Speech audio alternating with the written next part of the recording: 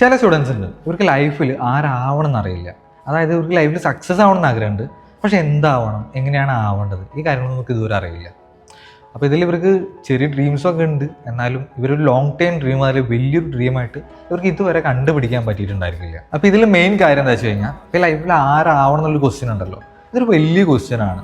അപ്പോൾ ഇതിനുള്ള ആൻസർ നമ്മൾ ഒരു ദിവസം കൊണ്ട് കണ്ടുപിടിക്കുന്നതല്ല, നമ്മൾ കുറേ ടൈം എടുത്ത് ഇതിൻ്റെ മുകളിൽ കുറച്ച് കാലം ആലോചിച്ച് നടന്നിട്ട് കണ്ടുപിടിക്കുന്ന ഒരു ആൻസറാണ്.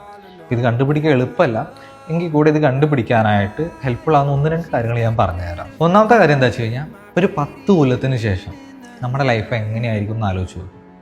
അതായത് നമ്മളെ കാണാൻ എങ്ങനെയാണ്, നമ്മൾ എന്ത് ഡ്രസ്സാണ് ഇട്ടേക്കുന്നത്, അതേപോലെ തന്നെ നമ്മുടെ ഫാമിലി, വീട്, ആൾക്കാർ, ഇവരൊക്കെ എങ്ങനെ ഇരിക്കണം. ഇപ്പോൾ നമ്മളെ ആൾക്കാർ റെസ്പെക്റ്റ് ചെയ്യുന്നുണ്ടോ, നമ്മളെ ആൾക്കാർ വാല്യൂ ചെയ്യുന്നുണ്ടോ, ഉണ്ടെങ്കിൽ തന്നെ എന്തിനാണ് ഇവർ നമ്മളെ വാല്യൂ ചെയ്യുന്നത്, റെസ്പെക്റ്റ് ചെയ്യുന്നത്. അപ്പോൾ നമുക്ക് എന്തെങ്കിലും വലിയൊരു സംഭവം നമുക്ക് ഉണ്ടാക്കാൻ പറ്റിയിട്ടുണ്ടോ, ഈ സൊസൈറ്റിയിൽ എന്തെങ്കിലും ഇമ്പാക്റ്റ്ഫുൾ ആയിട്ട് നമുക്ക് ഉണ്ടാക്കാൻ പറ്റിയിട്ടുണ്ടോ. അപ്പോൾ ഈ കാര്യങ്ങളൊക്കെ നമ്മളൊന്ന് ശരിക്കും ഒന്ന് ആലോചിച്ച് നോക്കും, ഒന്ന് ഇമാജിൻ ചെയ്യും. 10 കൊല്ലം കഴിഞ്ഞിട്ടുള്ള നമ്മൾ ഏത് ലെവലിൽ ഉണ്ടാകുന്നു, ഈ കാര്യം ഒന്ന് ഇമാജിൻ ചെയ്തു. അതേപോലെ തന്നെ വാട്ട് മേക്സ് യു സ്പെഷ്യൽ. ഇപ്പോൾ ആൾക്കാരൊക്കെ നമ്മൾ ഓർക്കുന്ന ടൈമിൽ എങ്ങനത്തെ ഒരു പേഴ്സണായിട്ട് വേണം അവർ നമ്മൾ ഓർക്കേണ്ടത്.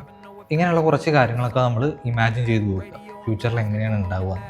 അപ്പോൾ തന്നെ നമുക്ക് ഏകദേശം ഒരു ഐഡിയ ഒക്കെ കിട്ടി തുടങ്ങും, എങ്ങനത്തെ ഒരു പേഴ്സൺ ആവണം, എങ്ങനെയായിരിക്കണം നമ്മുടെ ഫ്യൂച്ചർ ഉണ്ടാവേണ്ടത്. അപ്പോൾ ഈ വീഡിയോ നിങ്ങൾക്ക് കുറച്ചെങ്കിലും ഹെൽപ്ഫുൾ ആയിട്ട് തോന്നിയിട്ടുണ്ടെങ്കിൽ നിങ്ങൾക്ക് ഫ്രണ്ട്സിനൊക്കെ ഷെയർ ചെയ്ത് കൊടുക്കാൻ പറ്റും.